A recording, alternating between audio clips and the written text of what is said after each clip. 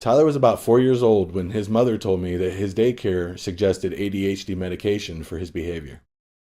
When Tyler was first placed on the medication, the doctor gave him 10 milligrams of Adderall. It seemed that the medication wasn't working. He wasn't doing any better in school, so they decided that they wanted to continue to increase the dosage. He went from 10 milligrams to 30 milligrams extended release in just 2 years' time. When Tyler came into my full-time care at 6 years old, he wasn't the little boy I remembered. He was like in a zombie-like state. He was lethargic, withdrawn, couldn't even tell me how his day went.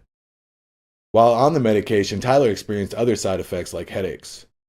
He went to the clinic so often that I thought he was faking it. But then I got a call from the school telling me that Tyler had an incident. They told me that Tyler was on the playground with another boy and told that boy that he was going to murder his family with a machine gun. At the time, I didn't know that stimulants can cause psychotic behavior, and I didn't connect the dots. Tyler also had gastrointestinal side effects that got so bad that I decided to get him off that medication again. I talked to Tyler and he told me he didn't like the medication. He didn't like the way it made him feel. He asked me if he could stop the medication and I told him I would do my best to try. Immediately I decided to take him off the medication. Over that summer, I weaned him off the medication again and the side effects went away. It took a few weeks, but he went back to his old self, silly, laughing, playing, always having a good time. That summer Tyler did summer school and his grades and attitude improved off the medication. The very next year, I got Tyler started in a new school in the same school district. Everything was going very well for about a month. And then the records were transferred from the old school, and that's when the harassment started. We started getting phone calls and notes almost daily, trying to persuade us to put him back on the medication. I got a letter from the teachers telling me that I needed to come in for a parent-teacher conference. The day of the parent-teacher conference, I was greeted by 5 administrators. There was a guidance counselor, the vice principal, the principal, his teacher, and a DCF caseworker. When I got into the conference room, there was a child's chair that they had motioned for me to sit in. But on the other side of the desk, there were 5 adult chairs.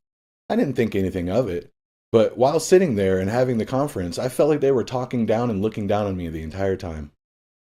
They taunted me with phrases like, "Don't you want what's best for your son? Don't you care about his work performance in school?" Of course I wanted what was best for him. I told them that I was opposed to the medication because of the way it made him feel and act. The DCF worker then chimed in that if I had not given him the medication that I could get in some trouble. Trouble, I thought. Were they going to take my son from me?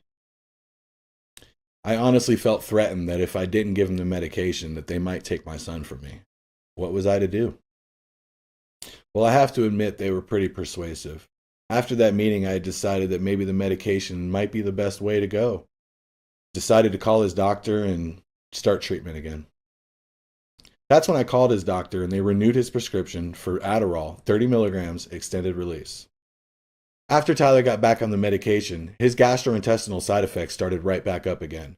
I called his doctor and that's when he told me that it was a side effect of the medication. Because Tyler was experiencing side effects with Adderall, the doctor suggested that we change him to methylphenidate and then placed him on a 30 milligram dose. He was only 23 pills into that new medication when he died. Christmas Day 2010 was Tyler's final day. He played all day with the new toys that he had gotten, and about 4 o'clock that day he told his grandmother that he was tired and wanted to lay down for a nap. He woke up about 2 hours later at 6 o'clock, complaining of a headache. His grandmother gave him some food, he sat down and ate, but after just a little bit of time wasn't feeling well and decided he wanted to go back to sleep. And that was the last anybody heard from my son. Around midnight, Tyler's grandfather went to check on him. What he's seen will haunt him for the rest of his life.